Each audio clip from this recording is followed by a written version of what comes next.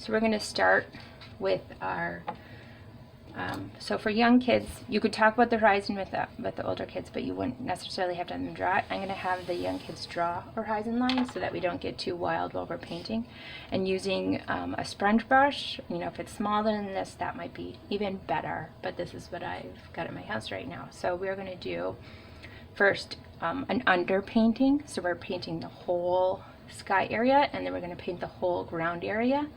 And we want to paint from the background out to the foreground where there's going to be, so we can layer those things, because that we're overlapping objects like trees, and remembering our scale so that it's more realistic if they overlap.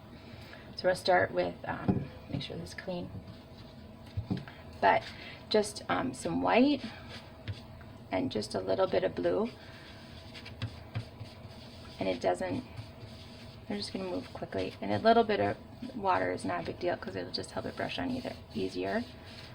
And just remind students not to work too hard on scrubbing their paper. I think we're going to have a painting paper, so it won't be too big of a deal, but try it off just a little bit. Okay, now I'm going to rinse this out and do green. So that was a tint, adding a little bit of blue and white together to make a lighter tint of blue and green. I use a different brush, so between these two.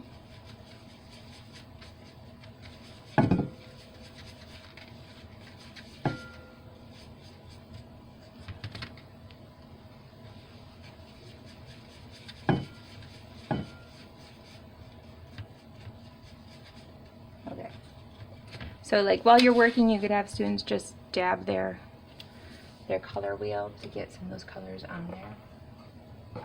And I'm going to use this big sponge brush again. And this is a little bit watery. It's not, just dry it off a little more, but it'll be okay. Okay, just to give you an idea. Alright, so now we're going to start layering in some of those clouds, and so I'm going to use just a smaller brush and the sponge brush. And I'm going to make a little more blue.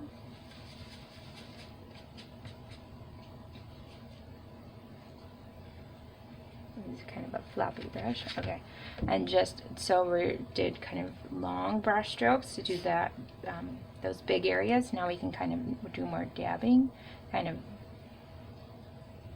We can layer it up, and remember, kind of smaller clouds as it gets towards the horizon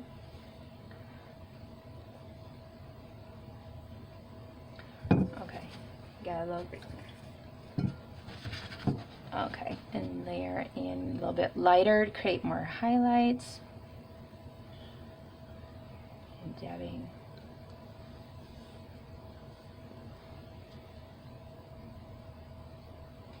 Right, get the idea. You could also add a little bit more blue in, or just a tiny touch of black to make some, here, I'll show you real quick, a little of a darker blue to do more of the kind of the bottom heavier shadow parts of the bottom of the cloud. And you know, the more you play with it, the more it's kind of going to blend in right there too. Alright, anyways, moving on, and we're going to use this brush instead. We're going to make some more green.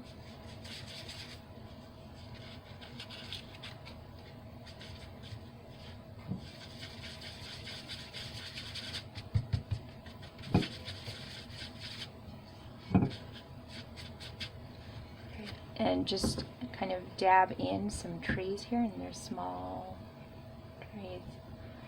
Not worrying too much about the shape because we'll add more color on top of it.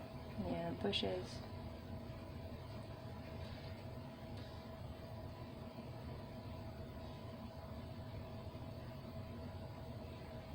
Okay, the idea there. And like show you an example of a road, keeping in perspective. So to make brown, I'm going to mix all three of the primary colors together. It's a little bit too much red. A little blue.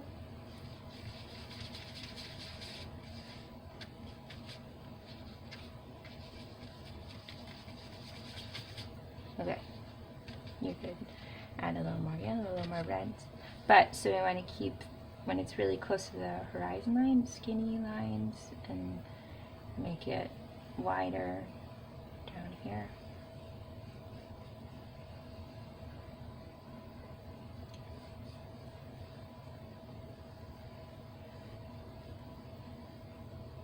Okay, skinnier, this could be fine. All right. Layer in some more trees a little bit. Change the color green a little bit. Give it more dimension. Add some more here. Make them a little bit bigger here. And refer over here too. So there, I did print off just some different shapes of trees. So more something like this, more sweeping brush strokes, or just a couple of dabs here. And then to layer in brown for those trees. You could even use a sponge brush to put in the trunks and such.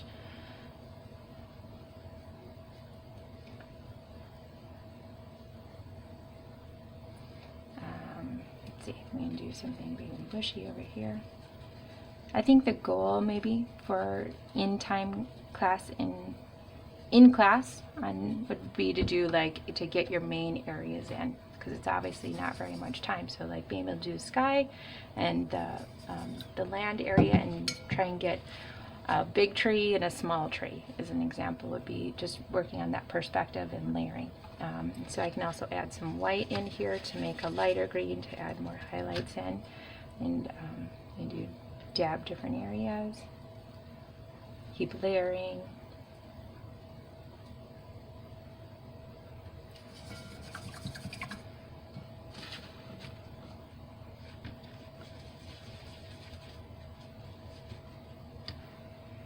Or sweeping kind of. If you add more pine trees, you can do more sweeping, obviously. I think you guys all know. I've probably dabbled in doing that before. But then layering in trunks, and you can do layering more. These are not very beautiful, but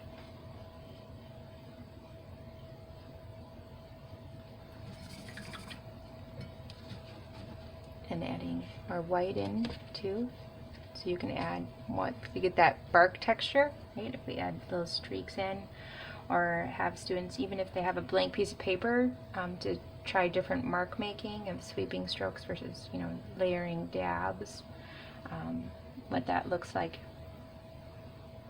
Or to make stones along their path, with brushes. Maybe a little big for that, but to create different textures and patterns in there, and keep layering lighter, adding more white or lighter colors to get more depth in here. And our path, well, just a little more. And then the extension kind of for this is for folks to add in a portrait if they want to, when they take it home and let it dry, either by cutting doing a portrait on another piece of paper, or painting it right on top of this after it dries. Okay, let me know if you have questions.